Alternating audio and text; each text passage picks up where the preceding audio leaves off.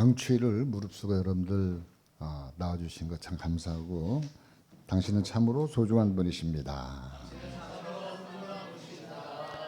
당신은 축복의 근원입니다. 축복의 통로입니다.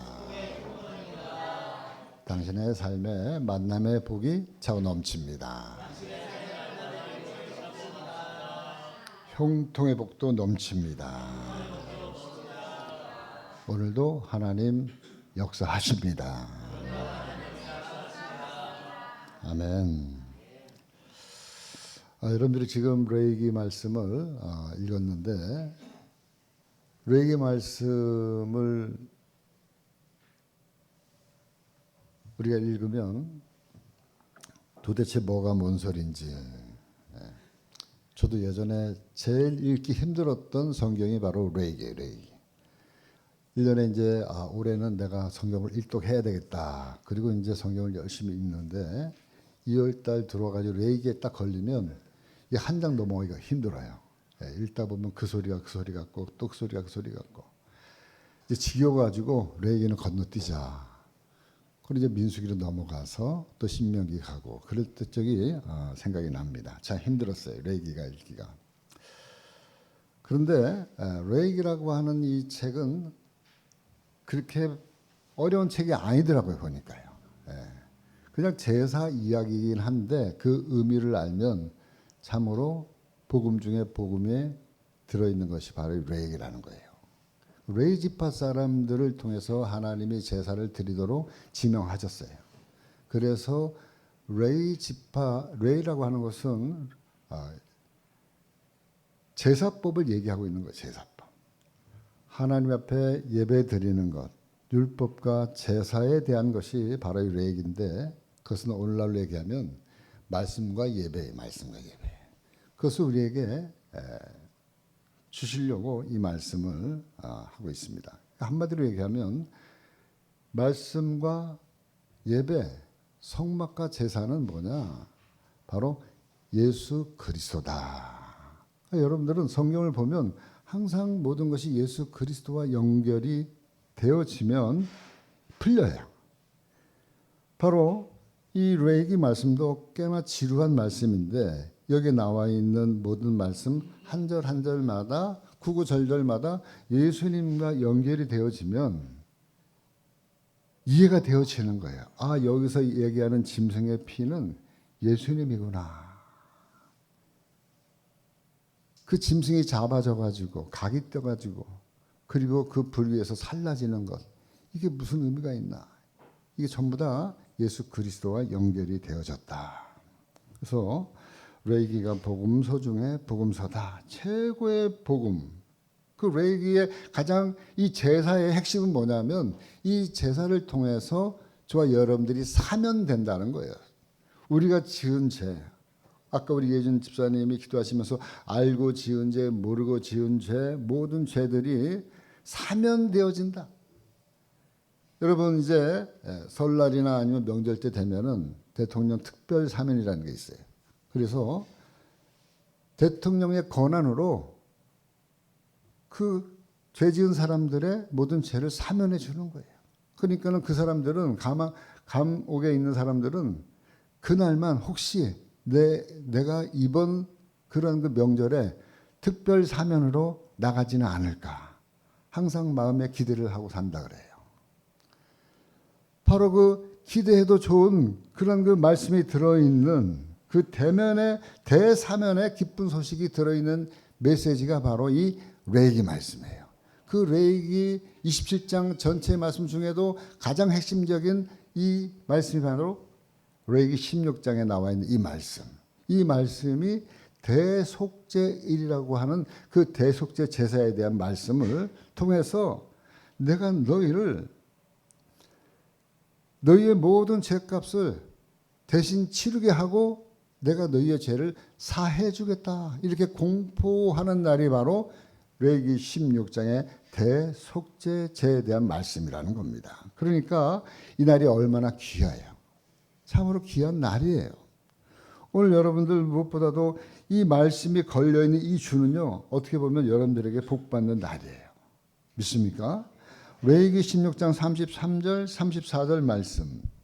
지소를 속죄하며 회막과 제단을 속죄하고 또 제사장들과 백성의 회중을 위하여 속죄할지니 이는 너희가 영원히 지킬 규례라. 이스라엘 자손의 모든 죄를 위하여 1년에 한 번 속죄할 것이니라. 아론이 여호와께서 모세에게 명령하신 대로 행하니라. 아멘. 이스라엘 자손의 모든 죄를 위하여 1년에 한 번 속죄할지니 대사면하는 일이 사면하는 날이 바로 이 날이라는 거예요. 이 날. 1년에 한 번 드리는 이 대속죄일. 그러니까 이스라엘 백성들이 얼마나 정성으로 이 날 이 예배를 이 제사를 드렸겠어요. 참으로 귀한 날이에요. 이 한 번의 제사가 자신들의 1년의 생명이 왔다 갔다 한다. 그러면은 이 대속죄에 이 드리는 이 제사에 이스라엘 백성들은 올인하는 거예요. 정말 마음을 다해서 뜻을 다해서 이 대속죄에 임하는 거예요. 오늘 말씀에도 보니까 지금 이 3, 4절 말씀에 보면 1년에 한 번 속죄할 것이니라 아론이 여호와께서 모세에게 명령하신 대로 행하니라 이런 말씀이 있어요. 바로 이 말씀은 뭐냐? 대속죄에 대한 이 규정은 누가 만든 거냐? 사람이 만든 게 아니에요. 모세가 만든 게 아니에요. 아론이 만든 게 아니에요. 지금 읽은 대로 대제사장 아론이 여호와께서 모세에게 명령하신 대로 행하니라. 대속죄에 대한 이 메시지가 사람이 정한 것이 아니고 하나님이 모세에게 얘기한 대로 대제사장 아론은 그대로 행한 것뿐이다.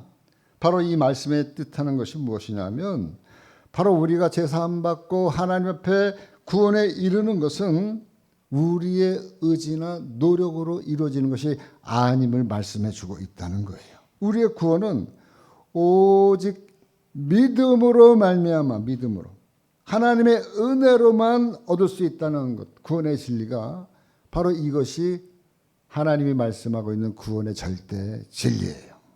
그렇기 때문에 에베소 2장 8절 9절 말씀하고 있습니다. 너희는 그 은혜에 의하여 믿음으로 말미암아 구원을 받았으니 이것은 너희에게서 난 것이 아니요 여호와의 선물이라. 행위에서 난 것이 아니니 이는 누구든지 자랑하지 못하게 함이라.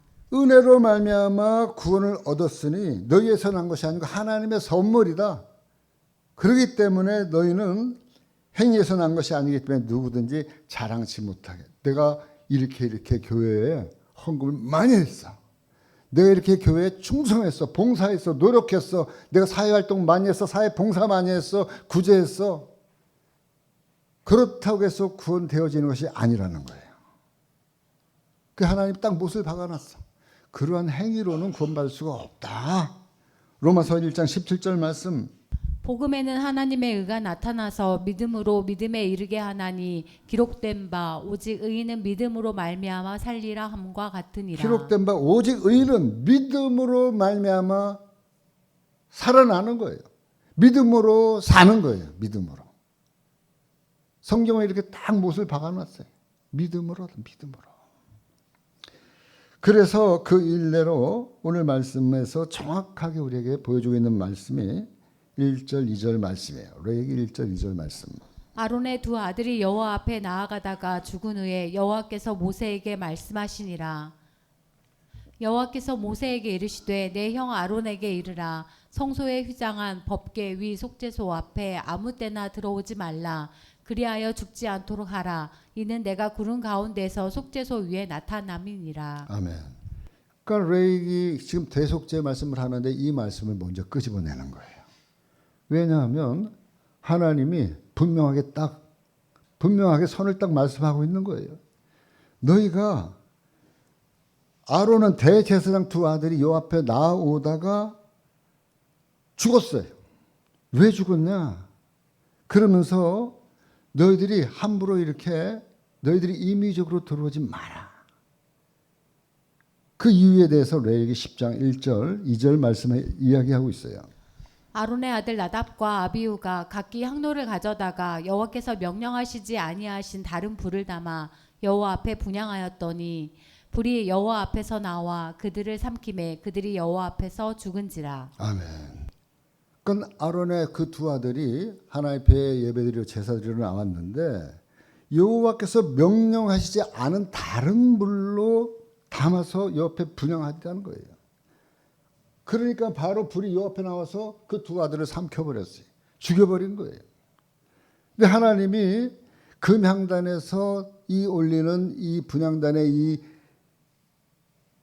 불을 어떤 불로 하라고 말씀을 하신 게 있어요. 출애굽기 30장 7절에서 9절 말씀. 아론이 아침마다 그 위에 향기로운 향을 사르되 등불을 손질할 때에 살을 찌며 또 저녁 때에 등불을 켤 때에 살을 찌니 이 향은 너희가 대대로 여호와 앞에 끊지 못할지며 9절 말씀. 너희는 그 위에 다른 향을 사르지 말며 번제나 소제를 드리지 말며 전제에 술을 붓지 말며. 네, 여기 보니까 성소에 있는 금향단에서 향을 피울 때에는 아론이 등불을 손질하는 그 불로 향을 사르라고 말씀하고 있는 거예요. 그래서 성소 안에 등잔이 있는데 등잔이 기름을 넣으면서 끓음이 있으니까는 매일매일 청소를 하는 거예요. 청소할 때 그 불이 꺼지지 않도록 하는 거예요. 그리고 그 불을 가지고 분향단에 불을 살아야 되는데 자기 임의적으로 그냥 아무 불이나 살랐던 것 같아요. 그러니까 하나님께서 불이 나와서 바로 이 두 아들을 즉시 그 자리에서 죽여버린 거예요. 그러니까 이 말씀이 주는 교훈은 뭐냐? 다른 게 아니고 오직 하나님의 방법으로만이 하나님 앞에 나올 수 있다는 거예요. 우리의 의지나 우리의 어떠한 그 노력이나 우리의 행함이나 그러한 것으로는 절대 하나님 앞에 구원을 받을 수가 없다. 이것을 아주 그냥 서두에 딱 그 대제사장 두 아들 갖다가 그 자리에서 죽이게 함으로써 겁나잖아요. 하나님의 방법이 아닌 다른 불을 쓰면 어때요? 어떤 불을 쓰면 어때요? 우리가 생각할 때는 이 불이나 저 불이나 불을 밝히는데 사용하는데 그깟 다른 불을 사용했다고 그 대제사장 아들을 그 자리에서 죽인다. 하나님 너무 살벌한 분 아니셔? 그러나 하나님은 뭘 얘기하려고 그러냐면 하나님이 저와 여러분들에게 내리는 이 구원의 진리, 구원의 은혜는 너희들의 방법, 너희들의 행함으로 되어지는 것이 아니고 하나님이 만들어 놓은 그 틀 안에서 너희들이 순종함으로 말미암아 나올 때 비로소 얻을 수 있게 되어지는 것이다. 이것을 하나님 우리에게 말씀하고 있는 거예요. 바로 내 생각, 내 의지로, 내 방법으로는 절대 통하지 않는 것이 예배이고 제사이다. 그래서 예수님이 우리에게 말씀하셨어요. 요한복음 14장 6절 말씀. 예수께서 이르시되 내가 곧 길이요 진리요 생명이니 나로 말미암지 않고는 아버지께로 올 자가 없느니라. 아멘. 이것이 기독교에서 얘기하는 최고의 진리예요. 다른 사람들이 기독교를 질타하고 야 너네만 구원이냐 이렇게 얘기를 하는지 몰라도 그러나 성경은 분명히 얘기했어요. 나로 말미암지 않고는 아버지께로 올 자가 없느니라. 예수 그리스도를 힘입어서 저와 여러분들이 하나님 앞에 나아갈 수 있고 구원을 얻게 되어지는 거예요. 이제 본격적으로 대속죄에 대한 규례가 어떠한지 한번 살펴보도록 하겠습니다. 6절부터 아까 읽었던 14절까지 한번 좀 길지만 여러분들이 한번 청종하면서 읽어보겠습니다. 아론은 자기를 위한 속죄제의 숫송아지를 드리되 자기와 집안을 위하여 속죄하고 또 그 두 염소를 가지고 회막문 여호와 앞에 두고 두 염소를 위하여 제비 뽑되 한 제비는 여호와를 위하여 한 제비는 아사셀을 위하여 할지며 아론은 여호와를 위하여 제비 뽑은 염소를 속죄제로 드리고 아사셀을 위하여 제비 뽑은 염소는 산채로 여호와 앞에 두었다가 그것으로 속죄하고 아사셀을 위하여 광야로 보낼지니라. 아론은 자기를 위한 속죄제의 숫송아지를 드리되 자기 집안을 위하여 속죄하고 자기를 위한 그 속죄제의 숫송아지를 잡고 향로를 가져다가 여호와 앞 제단 위에서 피운 불을 그것에 채우고 곱게 간 향기로운 향을 두 손에 채워가지고 휘장 안에 들어가서 여호와 앞에서 분향하여 향연으로 증거계 위 속죄소를 가리게 할지니 그리하면 그가 죽지 아니할 것이며 또 그 수송아지의 피를 가져다가 손가락으로 속죄소의 동쪽에 뿌리고 또 손가락으로 그 피를 속죄소 앞에 7번 뿌릴지며. 아멘. 여기 보니까 대제사장 아론이 먼저 자신과 자신의 집안에 대해서 속죄를 해요. 그리고 성소 안에 있는 금양단에 향을 피운 후에 증거궤가 있는 지성소로 들어갑니다. 그래서 수송아지의 그 피를 그릇에 담아 가지고 손가락에 묻혀서 속죄소 어느 쪽에다 뿌린다고요? 동쪽에다 뿌려요. 속죄소 동쪽에다 뿌리고 그리고 남은 것은 속죄소 앞에 7번 뿌리는 거예요.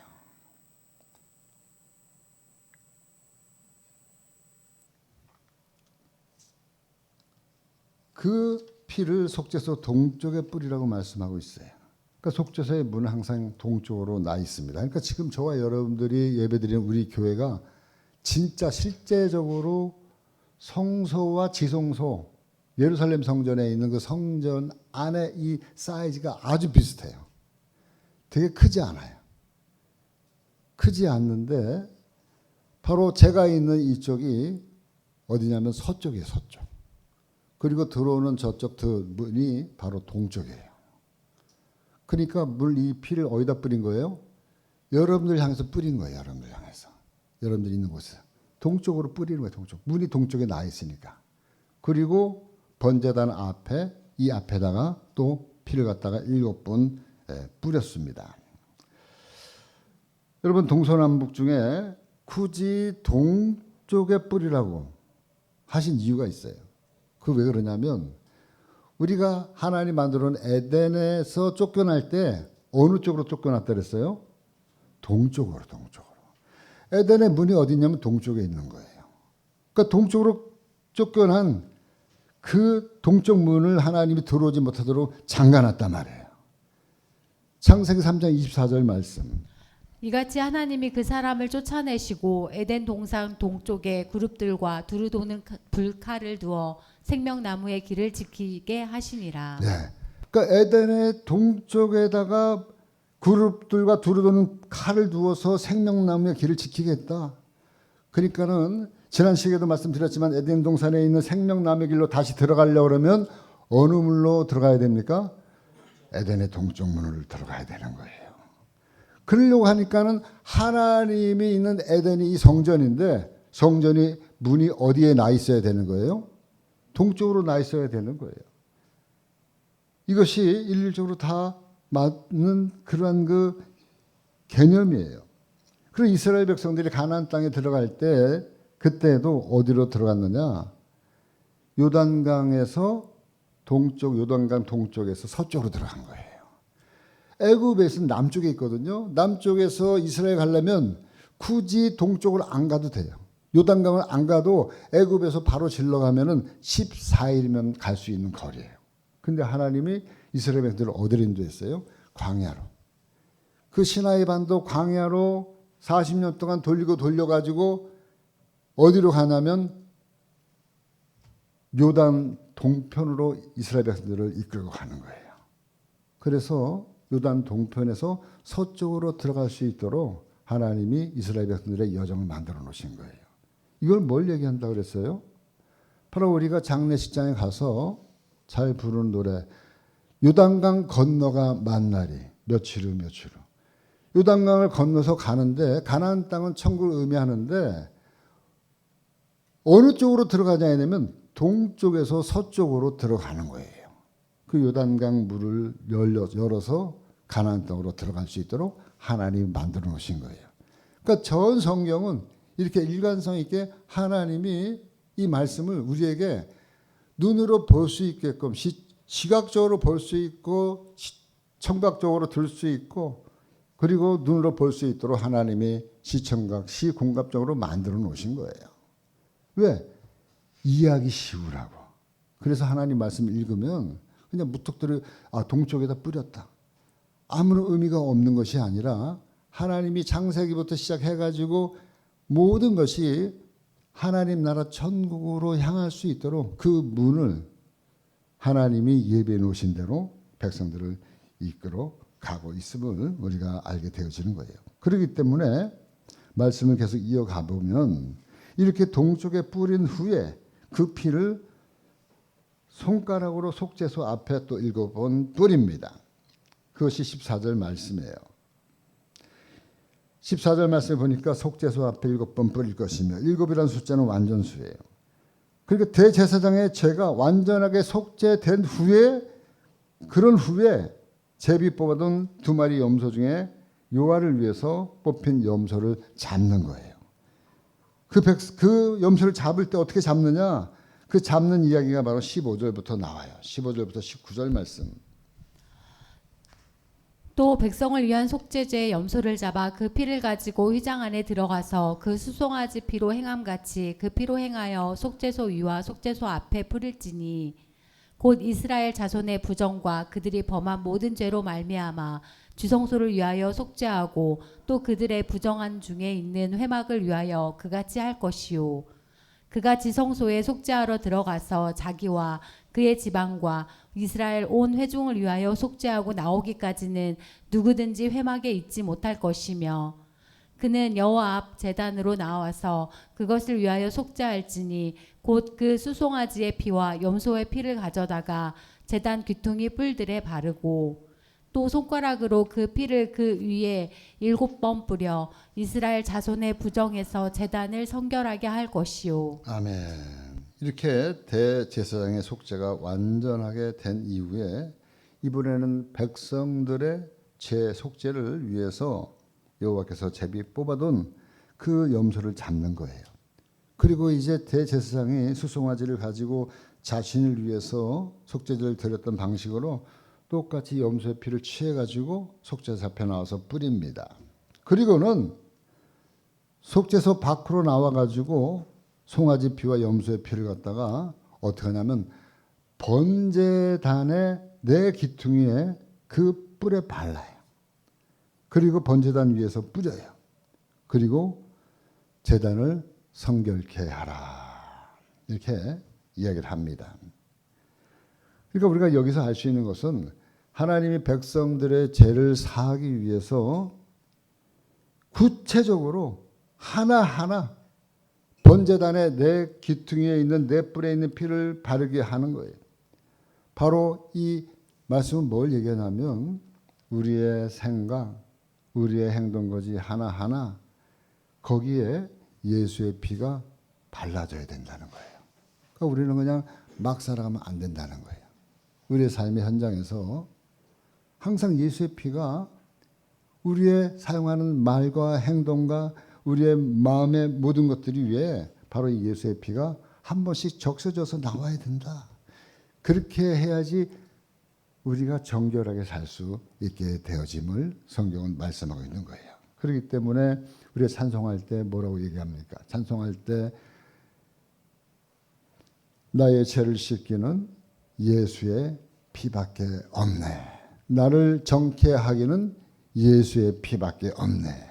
평안함과 소망도 예수의 피밖에 없네. 예수의 흘린 피 날 희게 하오니 귀하고 귀하다 예수의 피밖에 없네. 이 찬송이 그냥 나온 게 아니고 바로 레이기 말씀을 통해서 은혜 받았던 분이 아하 그렇구나. 예수의 피와 나의 삶의 현장에서 따로따로가 아니라 늘 예수의 피가 나의 삶의 현장에서 흘러가야 된다. 흘러가야 된다. 이것이 저와 여러분들이 예수 믿는 삶의 모습이 되어져야 한다는 것이에요.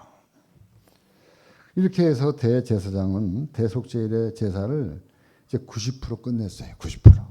다 끝냈는데 자신의 죄도 사하고 자신의 집안의 죄도 사하고 백성들의 죄도 다 속죄제를 드림으로 이제 사함을 받았어요.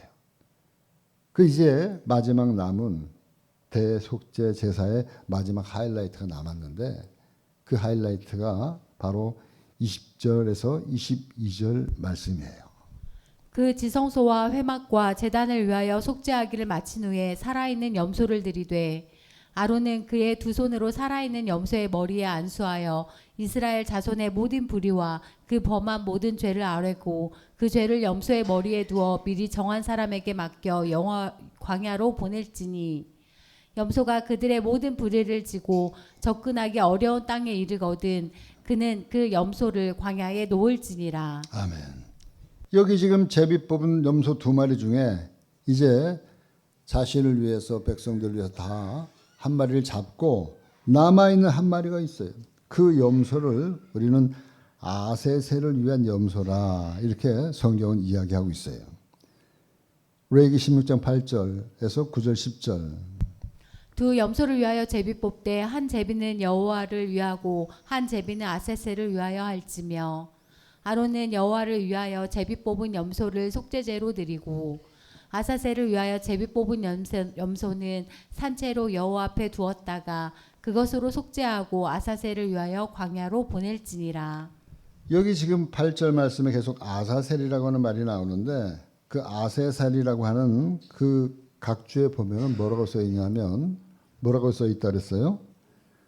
내 보내는 염소 이렇게 각주에 써 있어요.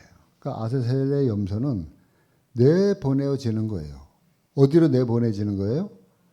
광야로. 여러분 광야로 보내어진 그 염소 아세셀 염소 그 염소를 어떻게 해서 내보내느냐 그 말씀이 오늘 21절 22절 말씀이에요.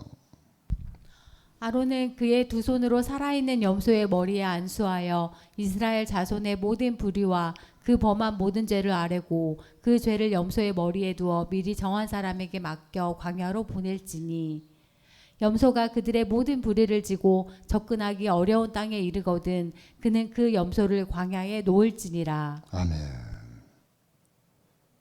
그러니까 이 염소를 어떻게 해서 내보낸다고요? 대제사장 아론은 그의 두 손으로 살아있는 아세셀 염소의 머리에 안수해요. 이스라엘 자손의 모든 불의와 그 범한 모든 죄를 다 아뢰고 그 죄를 아세셀 염소의 머리에 전가시키는 거예요.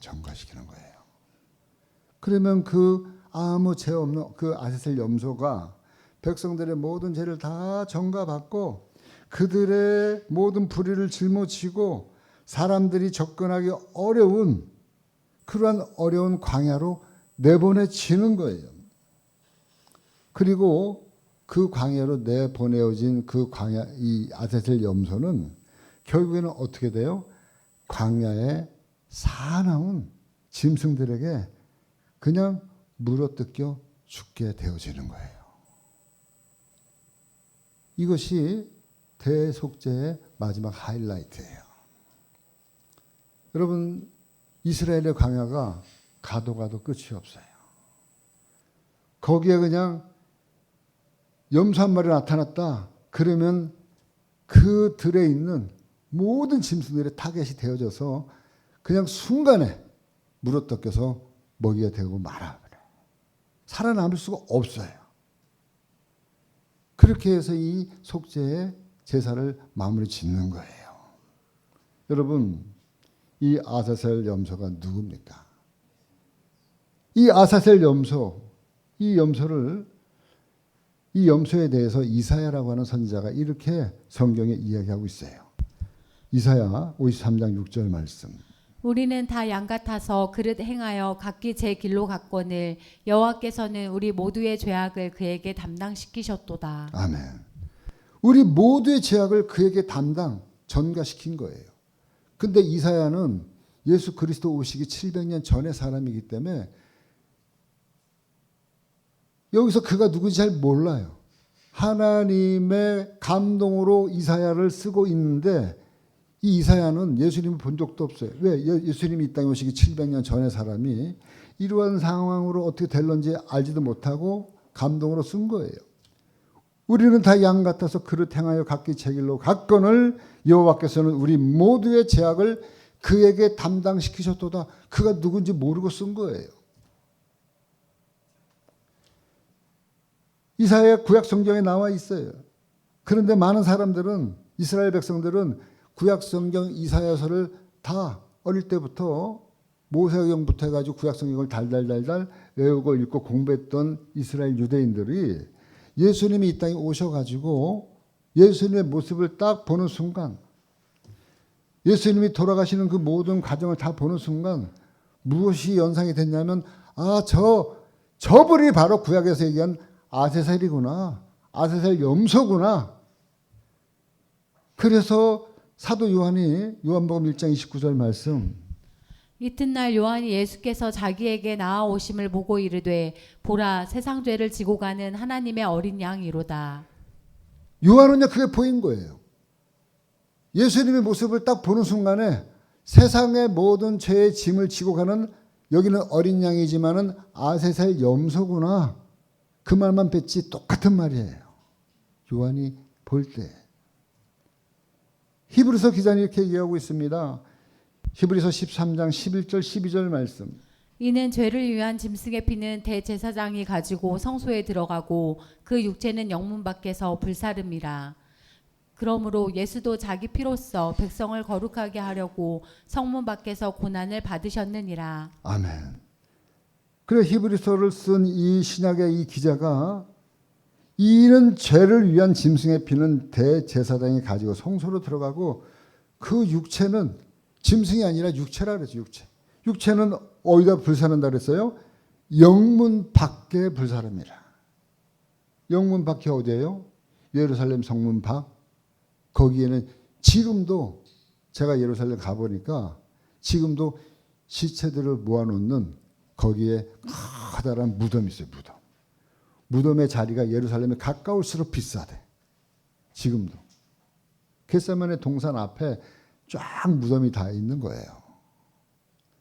그 예수님이 예루살렘 밖에서, 성문 밖에서, 지금 이 히브리서 기자가 얘기한 것처럼 예수도 자기 피로서 백성을 거룩하게 하라고 성문 밖에서 고난을 당했다, 십자가를 짊어지셨다, 이렇게 이야기를 하고 있는 겁니다. 그러니까 여기서 성문 밖, 영문 밖은 어디예요? 사나운 짐승들에게 죽는 백성들의 아우성이야. 예수를 죽여라. 유대인들이 그런 거예요. 유대인들이. 결국에는 유대인들의 함성 외침에 의해서 예수님이 십자가에 못 박혀 피 흘리고 돌아가셨어요. 이 세상의 죄를 짊어지고 피 흘려 죽으신 그분의 이야기를 구약성경 레위기 16장 이 대속죄의 이 제사의 규례에서 아세셀 염소를 통해서 우리에게 이 복음의 메시지를 눈으로 그냥 확연하게 다 한눈에 볼 수 있도록 성경에 기록해 놓으신 거예요.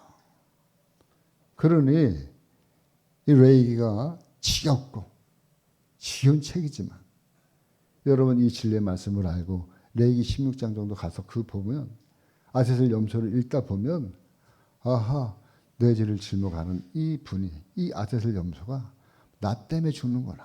아무 이유 없이. 이것이 깨달아지고 마음에 믿어질 때 우리가 예수님을 고맙습니다. 예수님 나를 위해서 돌아가셨군요. 내 죄 때문에 돌아가셨군요. 너무나 감사합니다.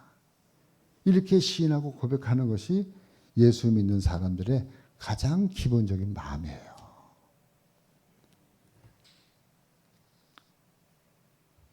그분의 상함 때문에 내 죄 사함받고 그분의 찔림 때문에 우리가 나음을 입게 되어지는, 그래서 영생의 선물을 우리가 받게 되어졌습니다. 그것을 이사야 선지자는 예수님에 대해서 또 이렇게 얘기를 해요. 이사야 53장 4절 5절 말씀. 그는 실로 우리의 질고를 지고 우리의 슬픔을 당하였거늘 우리는 생각하기를 그는 징벌을 받아 하나님께 맞으며 고난을 당한다 하였노라. 그가 찔림은 우리의 허물 때문이요 그가 상함은 우리의 죄악 때문이라. 그가 징계를 받음으로 우리는 평화를 누리고 그가 채찍에 맞음으로 우리는 나음을 받았도다. 아멘. 누가 쓴 거예요? 이사야라. 예수님 오시기 700년 전에 예수님이라고 하는 이분이 누군지도 모르고 이렇게 아세셀 염소로 찔리고 상하고 죽임을 당하는 모든 것은 나의 상함, 나의 죄, 나에게 생명값을 대신 사주시려고 그분이 흘림값으로 죽었던 저와 여러분들을 다시 살려주셨습니다.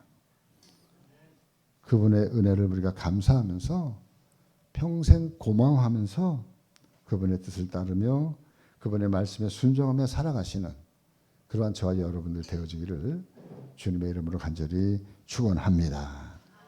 기도하시겠습니다.